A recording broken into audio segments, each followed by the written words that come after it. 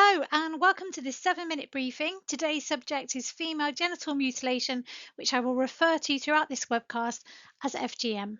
So let's give some context on the subject of FGM and our roles and responsibilities to safeguard children. FGM is child abuse and a form of violence against women and girls. It is illegal in the UK to perform or assist a girl to carry out FGM in the UK or abroad. And yes, there are reports of FGM being performed here in the UK.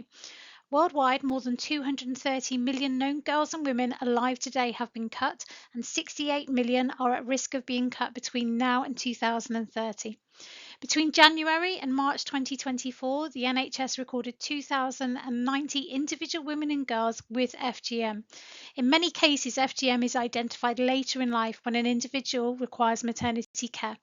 It's important to note that those assisted with this are still liable to be prosecuted, and we need to, as globally every 12 minutes a girl dies as a direct result of FGM. FGM is the deliberate cutting or injury to female genitalia for non-medical purposes. The procedure may be carried out soon after birth, during childhood, adolescence, just before marriage, or during a woman's first pregnancy. It has no health benefits, but rather immediate and long-term physical and psychological consequences. Now, there are 4 types of FGM as shown on the slide, and many different terms used across the world to describe FGM. You can download a document listing these from the National FGM Centre or from the NSPCC website. Now, one of the terms often used is female circumcision, and this often raises the question, what is the difference between male and female circumcision? While male circumcision is the surgical removal of the foreskin from the penis, it is often carried out for religious, cultural, or medical reasons, and when performed in safe conditions is typically not harmful and can have some health benefits. In comparison, FGM has no medical justification and is internationally recognised as a human rights violation, hence its classification as child abuse. FGM is mutilation, and so it is not comparable to male circumcision. That said, male circumcision is mainly unconsented genital surgery, so there are definitely some moral implications here which may well be explored in the future. So to prevent FGM, we need to understand why it happens in the first place. And it's really important to acknowledge that FGM is not a religious practice and there's no religious text that supports this. Instead, it is linked to cultural practices including forced marriage and honour-based violence. Now, FGM is so embedded in some cultural traditions that there are well-known folk songs about this. It is believed that FGM is a rite of passage and a duty to uphold family honour, custom and tradition. Many believers advocate that FGM lessens the opportunities for girls to shame families and it will instead bring status and respect. They believe FGM promotes virginity, chastity, cleanliness and purity, describing genital organs as ugly and dirty and believing the clitoris can harm the baby during delivery. Many families feel under social pressure to conform to FGM and believe evil will come to the family if they don't. And this is where we can make change through understanding, support, and education. This practice is still happening, and young girls are taken out of the UK to have this done to them, or there have been reports of cutters being flown into the UK to perform FGM here in our communities. Not all countries report FGM data, but it is thought that those most at risk come from communities as shown on this slide. So what are the signs that FGM may take place? Well, if the family comes from a community that is known to practice FGM, or you're aware of the mother or other family members having this procedure, that raises the risk significantly. You also need to look out for indirect disclosures, such as a child talking about a special procedure or ceremony, or talking about becoming a woman. It may be the family are going on a special trip, or indeed a special relative is coming to visit. As with all our families, you need to be professionally curious.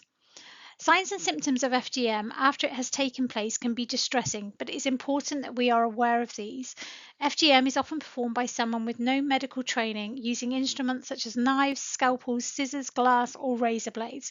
Children are rarely given anaesthetic or antiseptic treatment and are often forcibly restrained. Long-term effects are therefore catastrophic, causing immense trauma to the victim and in some cases death. Long-term effects are both physical and mental.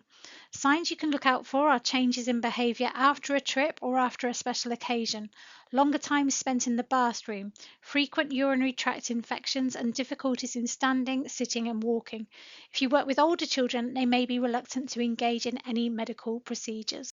So, some takeaway points to reflect upon after this webcast. Have you undertaken FGM training and are you confident in your responsibilities around this?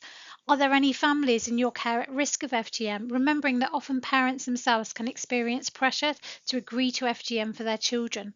Families that aren't well integrated into UK society may be at more risk, not recognising the lifelong implications of FGM or the laws around this. We therefore need to focus on empowering families through education and trusting relationships. So, how might we do this? And let's include children in this and find ways to empower and teach children that their bodies are their own. Then finally, we may have friends, family, or colleagues that have experienced FGM, so take some time to reflect on how this could impact them in their working and personal lives. How do you provide a safe space to talk about FGM? FGM is a serious crime, and the Female Genital Mutilation Act 2003 helps to protect and support victims by providing lifelong anonymity for victims, FGM protection orders, and a professional mandatory reporting duty. So, if you are made aware of FGM for someone aged under 18 years old, it is your legal duty to report this to the police within one working day through the non emergency telephone number 101. In addition to reporting to police, you would follow normal safeguarding procedures, which in this case would be to contact your DSL, whom would then make a family front door referral at level 4. Please don't examine the child or investigate, and as with all safeguarding, be sensitive and non-judgmental. As with all safeguarding, if you think a child is in immediate danger, contact the police on 999. It is important to note that whilst every attempt should be made to work with parents and carers on a voluntary basis to prevent FGM, the safety of the child must always be paramount. Further advice and support can be found from the NSPCC FGM helpline. Female genital mutilation is one of the worst forms of human rights violations rooted deeply in gender inequality. The elimination of FGM is therefore the aim of organisations such as UNICEF and the Orchid Project, both working hard to educate and accelerate change. Please do check out the organisations on the slide who offer support and guidance around the topic of FGM. So that brings us to the end of this 7-minute briefing. Thank you for listening.